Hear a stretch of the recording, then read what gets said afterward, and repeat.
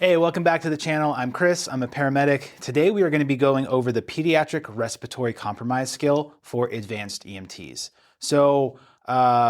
Last year, 2024, the National Registry eliminated the need for ALS psychomotor exams. Here in Idaho, we still need to do them at the school level. So if you're an Idaho student or one of our students, you'll still be doing this skill in our class. So we're still going to show this to you so you're ready for it when you go out into your skills week if you're one of our students, or just your class, or if you just want to brush up on pediatric respiratory compromise. So as we have done before, we'll go through and I'll talk about the skill and how it's done, and then we'll do a mock testing scenario at the end. So let's go do it.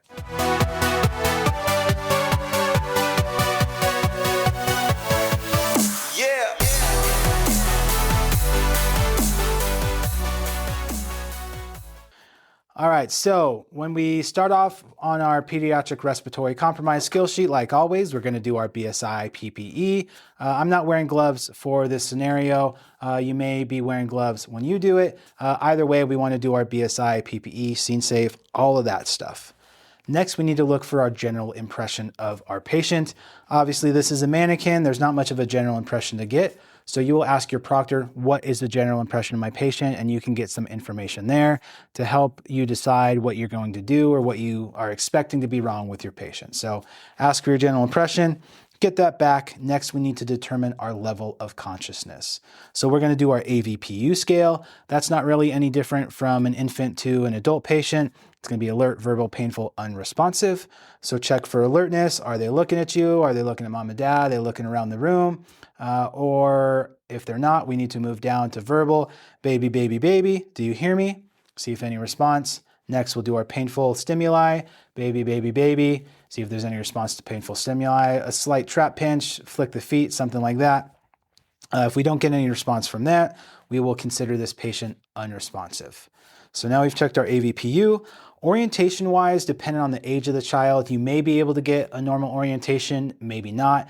This looks like it would be an infant, probably not able to answer any questions, so I can't really determine orientation by asking questions. You can ask parent, guardian, caregiver, whoever, are they acting normal? Is this how they normally act? If they are, then we can consider that maybe they're within normal limits, and so we can't really get orientation, but we can expect that they are acting normal for themselves. From there, we have our level of consciousness. We're moving into our ABCs. So I need to come down and check the airway. So I'm going to visualize the airway, look to see if it's open and clear. And while I'm visualizing, I need to check to see if there's any secretions or anything, especially in an infant because of croup, epiglottitis. There might be something that they're producing extra sputum or something like that. And then this age group is also a good age group to find foreign body airway obstructions. And so we need to be examining for that. Maybe they put something in their mouth they shouldn't have. And while we're doing that, we're also listening for any abnormal sounds. So do we have any stridorous sounds? Do we have seal bark cough, like indicating some croup, something like that? We're going to check the airway here.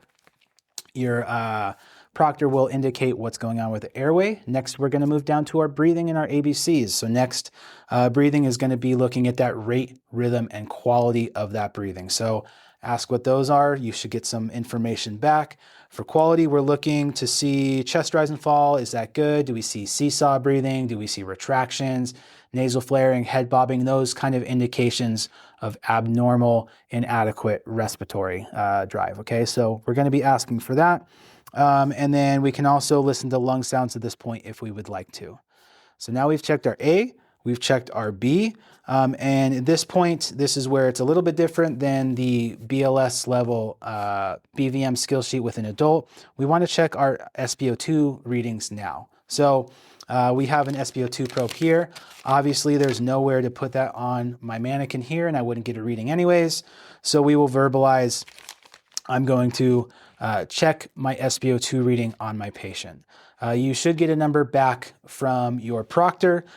For the skill sheet, your proctor will indicate that your patient has an SpO2 of 82%. Obviously, we know that that is not normal. That's well below the normal range, so we need to do something about it. We found a life threat in our primary assessment. We need to manage it. So based off of what I've heard about my breathing and my airway at this point, it seems like my ventilation side of things is okay. They are moving air in and out without much of an issue, but there's something going on beyond that. So we need to manage our oxygenation or respiration by giving my patient more oxygen. So for this patient here, we are going to be using a non-rebreather because they are 82%, so pretty significantly below normal range. We can also consider consider blow-by oxygen, but that's more if our non-rebreather is not going to work. So we'll try non-rebreather first, and blow-by will be a secondary thing if we are not able to get patient to accept this. So I'm going to take my non-rebreather. We're going to plug it into oxygen. We will run this at 12 to 15 liters per minute. I'm going to set this at 12. We're not going to run it just because I don't want that audio on the video. But so we'll run that similar to an adult. We'll make sure this bag is filled, and then we will place this correctly over the patient's face. So we're going to place it here. Try to get the best mask seal that you can. We can run the band around the back of the head. Tighten it down. Make sure it is nice and as snug as we can get it to let this baby get some extra oxygen. If they're fighting you and they don't want that non-rebreather mask on, that would be a good indication to give some blow-by oxygen. So either you hold it there, if they're big enough, maybe they could hold it there, have a parent, a guardian, whoever, somebody hold that mask up close to their face to increase the oxygen in the atmosphere around them, okay? I do personally see that as a pretty significant assessment finding. If my pediatric patient is willing to let me place a non-rebreather mask on their face, that might be an indication that they are in such a level of distress that they're not going to be able to fight with you. Most of the time, a normal kid, if they're upset and crying, you try to put something on their face, they want none of it, especially from you and not their parents. So if they're letting me put this non-rebreather on, I'm going to take that as an indication that maybe there's something significant going on with this patient, okay? So we have that on. We're at the correct flow rate. All that's good. We've managed our A and our B. Now we're moving on to C. We need to check the patient's pulse. So again, obviously I can't actually check a pulse on this mannequin, but typically for an infant, we're going to be checking a brachial pulse. Carotid is pretty difficult. Brachial is kind of our go-to here. I also really like to use my stethoscope and listen to the heart rate and count with the sounds of the heart and try to find that pulse at the same time. That will give you an indication of the RRQ of the pulse, as well as make it a little easier to count that rate consistently. It's easier to hear than to feel most of the time with these little guys. So check my pulse. I'm going to ask my RRQ, my rate, rhythm, and quality. I should get that back from my proctor, and then we are going to check perfusion status. So we're going to do that a couple of different ways. Way number one would be to check the skin. So we're going to look for color, temperature, and moisture, see if there's any indications of anything going on there. And secondly, we will check for our capillary refill. So again, can't do this on a mannequin. So we will verbalize, we're going to check capillary refill and look for that less than 2 seconds to come back from our proctor. Depending on the patient, you may or may not be able to get a blood pressure. So capillary refill might be all we can do to really check that good perfusion status. After we've checked our ABCs, Skill Sheet has us obtain our baseline vital signs. So you should have most of those already. We already have our respiratory rate. We already have our heart rate. We have our SpO2 reading. You may have gotten a blood pressure if the patient allows due to size and complications with that. If not, you can ask about a blood pressure. Again, you might not get it. You might just get a capillary refill, but we can see if that's within normal range or not. There's a couple other vital signs we may want to get at this point. One of those being a temperature, if baby feels hot or there's any indication maybe that there's a pneumonia going on or some sort of fever, some infection, we're going to want to get a temperature. And typically we'll want to get a core temperature by getting a rectal temperature. And in addition to that, if the baby or the patient is altered in any way or there's any other indication, we'll want to get a blood sugar. Okay, so there's about 6 vital signs you'll typically want to get at this stage if you have not gotten them already. So I'll get all that information and I will process to kind of give me an idea of what's going on, what I need to do. After I get all of that, my proctor will inform me that the patient starts to decline. So there could be some head bobbing, there could be some nasal flaring, decreasing SpO2, decreasing pulse rate, whatever they tell you, your patient is going to start to decline. And so I now, due to that, recognize I need to change my treatment because what I'm doing is not sufficient. So we need to go and place a airway adjunct and ventilate our patient. First step of that is to get the patient on a hard flat surface in the prone position. And so if they were, I'm sorry, in the supine position, not the prone position, definitely not prone. If they were in mom, dad's arms, in a car seat, something like that, we need to remove them and lay them flat. And because babies have big old melons, they got big old heads, we need to make sure that they are not in a chin to chest position, which will naturally happen with big headed babies pushing their head when they lay flat. It kind of pushes their head forward. And so we need to pad underneath the shoulders to get that patient in the good sniffing inline position. So I have some padding here. I'm not able to do with this mannequin because it's bolted through the shoulders to the base plate here, but we will put this over here to indicate I have placed something under the shoulders of my patient to get them in that good inline sniffing position, okay? From there, we are going to select our airway adjunct. You can use an NPA or an OPA. We will start with an OPA here and see if the patient accepts it. Measure it the same as you would otherwise. With an adult patient, you're gonna go corner of the mouth to the ear. This one's a little small, but I know it fits this mannequin well, so this is what we're gonna use. Then we're gonna open our airway and place our OPA. Typically for infants, we don't want to do 180 degrees and turn like we do for an adult, just because they have a soft palate that is more prone to injury than an adult would. So we'll do our 90, or if we have one, we can use a tongue depressor to kind of hold that tongue, and we'll slide this over the tongue depressor. So we're going to go in here and we will get this nice and set. It should sit comfortably on the lips there. And my proctor will inform me that the patient accepts the airway adjunct with no gag reflex present, and the respiratory rate is now at 20. So for a little guy, that's pretty significantly below normal limits. We need to keep doing what we're doing, and we need to ventilate the patient. So everything's all set up there. I have my airway adjunct in. We're all good. We need to grab our BVM. When we grab our BVM, we need to make sure that we have the correct size of bag valve mask. And so you'll see it's a smaller bag and the mask is smaller as well to accommodate the smaller patient size. So we will pull off our non-rebreather from our oxygen cylinder. We'll attach our BVM. We can leave this at 12 to 15 liters per minute, and we will come down to ventilate this patient. The mask is going to be similar, kind of the triangle shape at the top. I like to start there, put this right over the nose, get that good seal around the face, and then we are going to use our CE technique, if that's what you learn and you're comfortable with, to make sure we have this good mask seal. Remember, we're not pushing the mask into or onto the face. We are pulling the face into the mask.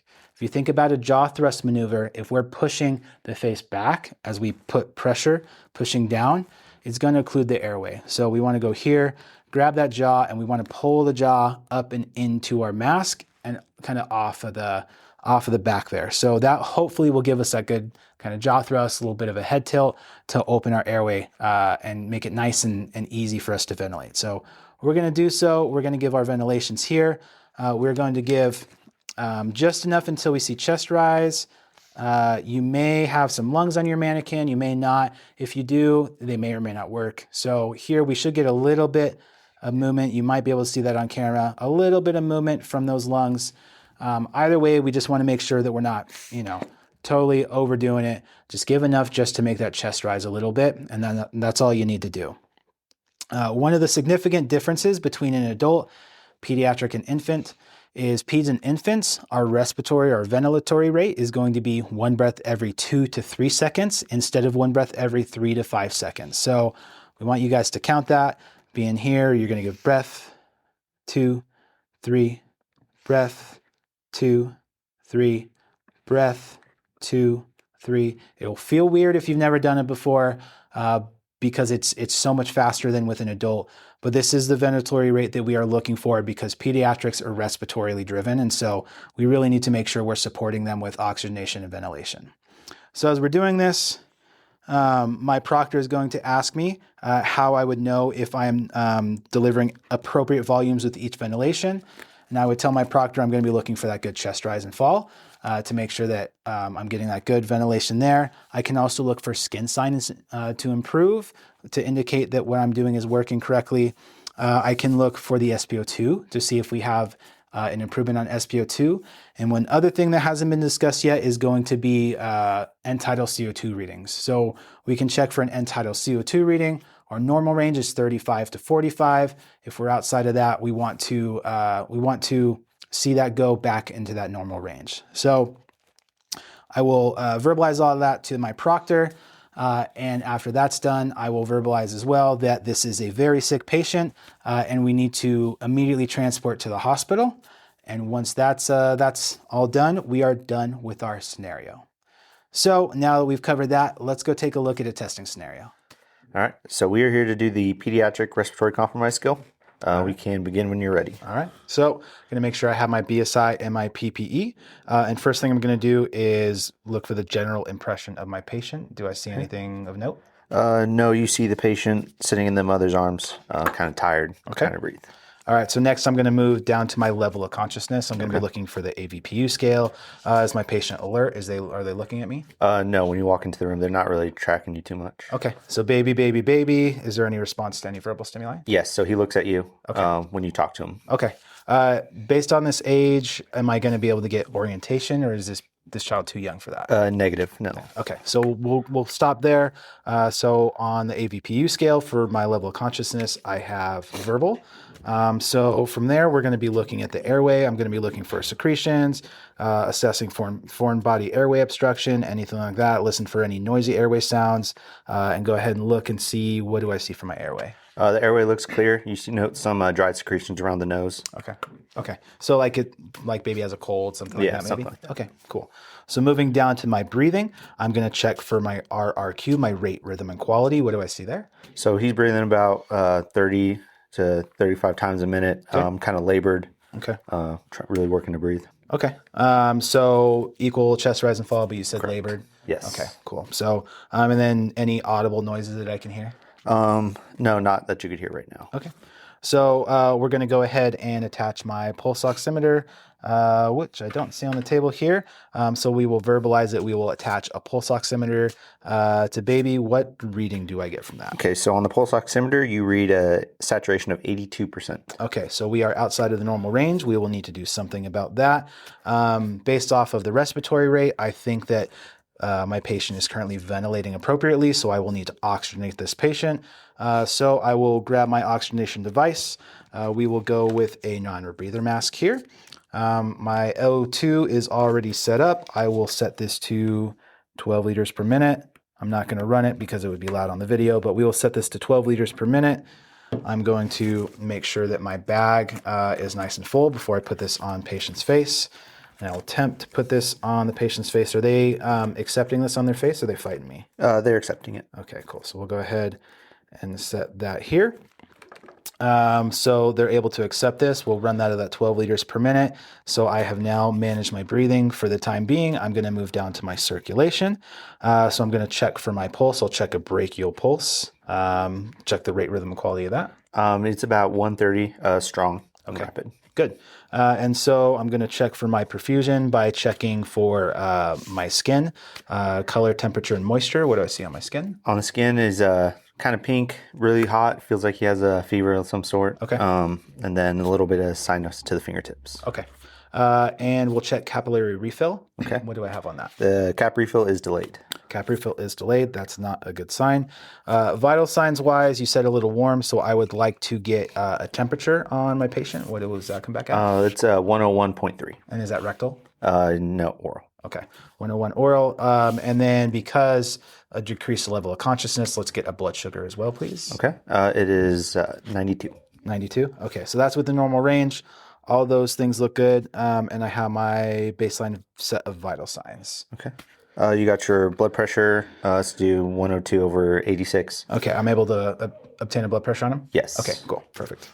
The heart rate was, 130. Okay. SpO2 right now is at 80%. Okay, so we're dropping. And then the skin signs are the same. Okay, cool. So moving down the sheet, what do I have going on next? So you notice that, the SpO2 isn't coming up and went down to 80. He's looking a little bit tired right now, kind of trying to fall asleep a little bit. His head's bobbing. Okay, so we have a decreased level of consciousness.